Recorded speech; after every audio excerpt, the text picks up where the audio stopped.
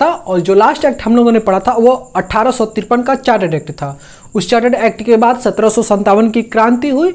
उस क्रांति के बाद भारत में कौन कौन से अधिनियम लाए गए, आज हम लोग इसी के बारे में चर्चा करेंगे। तो आइए सबसे पहले अधिनियम देखते हैं। पहला कि भारत में कौन सा अधिनियम आया था। 1858 का अधिनियम भारत में पहला अधिनियम माना जाता है। इस अधिनियम के तहत भारत का जो शासन व्यवस्था या फिर भारत का जो भी भाग दौड़ था उसे अब सौंप दिया गया था महारानी विक्टोरिया के हाथ में। महारानी विक्टोरिया के हाथ में भारत का अब सारा भागदौड़ सौंप दिया गया था। इस महारानी विक्टोरिया के द्वारा भारत में 1 नवंबर 1858 ईस्वी में एक घोषणा पत्र भिजवाया गया। घोषणा पत्र भारत में भिजवाया गया और इस घोषणा पत्र को किसने पढ़ा था, तो लॉर्ड कैनिंग। लॉर्ड कैनिंग के द्वारा इस घोषणा पत्र को पढ़ा गया था। बात की जाए इस घोषणा पत्र में किन किन बातों पर चर्चा किया गया था, तो देखिए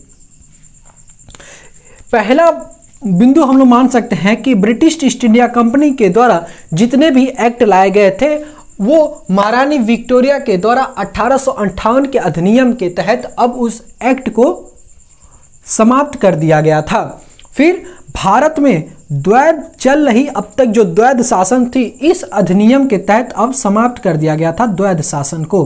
फिर बात की जाए तो बंगाल में जो गवर्नर जनरल का पद था उसे भी अब समाप्त कर दिया गया था।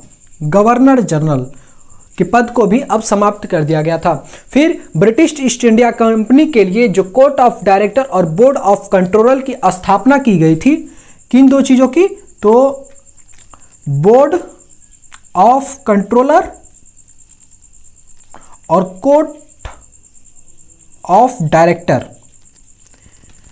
इन दोनों को भी अब समाप्त कर दिया गया था, कोर्ट ऑफ डायरेक्टर और बोर्ड ऑफ कंट्रोलर को।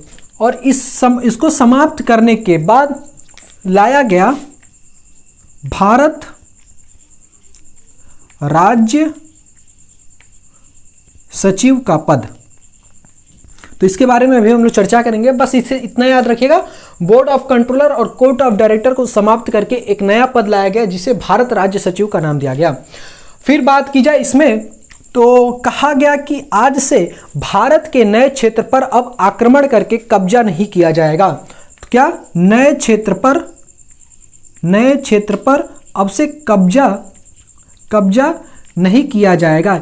ये कुछ इंपॉर्टेंट बातें हो गई जो इस घोषणा पत्र में बताई गई या फिर लिखी गई थी। किनके द्वारा, तो महारानी विक्टोरिया के द्वारा।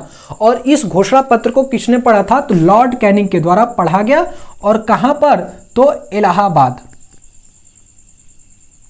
इलाहाबाद में इस घोषणा पत्र को पढ़ा गया था।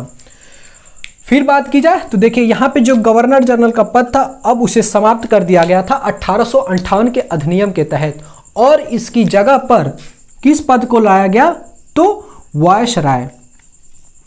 वायसराय का पद लाया गया। इस वायसराय को हम लोग कह सकते हैं कि महारानी विक्टोरिया का ये डायरेक्ट प्रतिनिधित्व हुआ करता था। देखिए अर्थ की बात की जाए तो वायसराय का अर्थ क्या होता है, तो राजा या फिर रानी का प्रतिनिधित्व करता माना जाता था किसे, तो वायसराय को। इसे याद रखिएगा, ठीक। और इसी के तहत बात की जाए भारत का प्रथम वायसराय किसे बनाया गया, तो यही लॉर्ड कैनिंग को भारत का प्रथम वायसराय बना दिया गया था।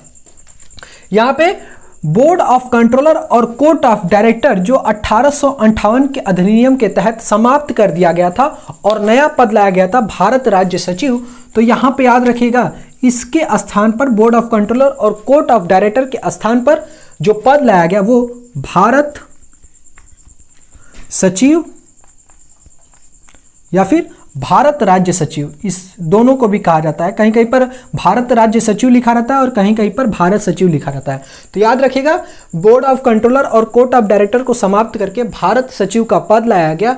इस भारत सचिव का पद किसके द्वारा लाया गया था, तो ब्रिटेन की संसद के द्वारा। ब्रिटेन की संसद के द्वारा इस पद को लाया गया था भारत राज्य सचिव की। जब यही कहेगा कि भारत राज्य सचिव की स्थापना कब की गई थी ब्रिटेन के संसद के द्वारा, तो डेट याद रखिएगा कब की गई थी, तो 2 अगस्त 1858 में। फिर इसे समाप्त कब कर दिया गया था, देखिए जब स्थापना हुई थी तो अब कहीं ना कहीं इसका अंत भी होगा भारत राज्य सचिव की। जब अंत की बात करेगा समाप्त कब कर दिया गया, तो 14 अगस्त 1947 में इसे समाप्त कर दिया गया था। फिर इसी के साथ बात की जाए भारत राज्य सचिव के तहत ब्रिटेन का प्रथम राज्य सचिव किसे बनाया गया, या फिर ऐसे भी क्वेश्चन बन सकता है कि भारत राज्य सचिव को प्रथम राज्य सचिव किसे बनाया गया था, तो वहां पे स्टेनली हो जाएंगे, लॉर्ड स्टेनली। क्लियर। फिर यहां पे कहेगा लास्ट राज्य सचिव किसे बनाया गया, तो विलियम हेयर। विलियम हेयर ये जो व्यक्ति थे वो भारत राज्य सचिव के लास्ट राज्य सचिव के पद पर इन्होंने कार्य किया था, विलियम हेयर। यहां पे देखिए थोड़ा सा बात कर ली जाए, इस भारत राज्य सचिव का कार्य क्या था, ठीक। तो इसके बारे में बात की जाए तो भारत राज्य सचिव के द्वारा भारत के अलग अलग राज्यों में नियम कानून बनाना था, जिसकी सहायता से भारत में शासन व्यवस्था अच्छे से चल सके।